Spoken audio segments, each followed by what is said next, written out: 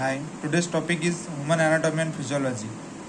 We are discuss about the human anatomy and physiology. Firstly, we discuss the introduction of human anatomy and physiology, scope and needs of human anatomy and physiology. The firstly definition of human anatomy and physiology. Human anatomy and physiology may be defined as the study of structure and function of human body. Then anatomy and physiology are the different sentence. But anatomy means anatomy is a discourse of Greek words. Anatomy means of, ana means of, or tomy means process of the cutting. The main definition of anatomy is it is the branch of the science which deals with the study of structure of different organ of the human body. And then physiology. The physiology is the same. Discovered by the Greek word.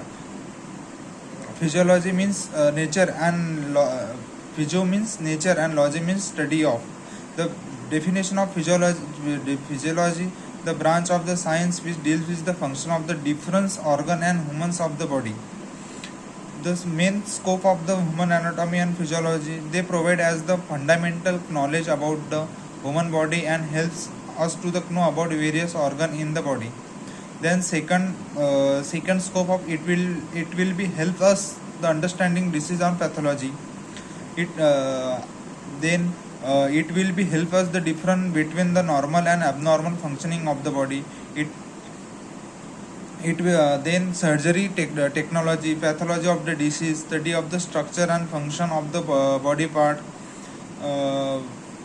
Last one scope is it is will help us the conduct the various researches in the respective field.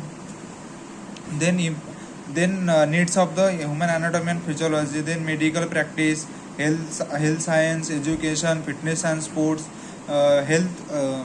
Medical practice in medical practice, understanding the structure and function of human body is the fundamental for medical professionals such as the doctors, nurse, surgeons. It is the helps in the diagnosis, treatment and prevention of illness of the injury.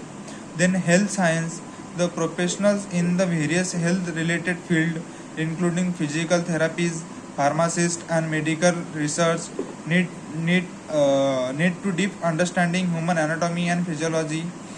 Then education, the teacher and educator use the knowledge of the human anatomy and physiology to create a effective educational material to deliver the comprehensive lesson about the human body of the structure.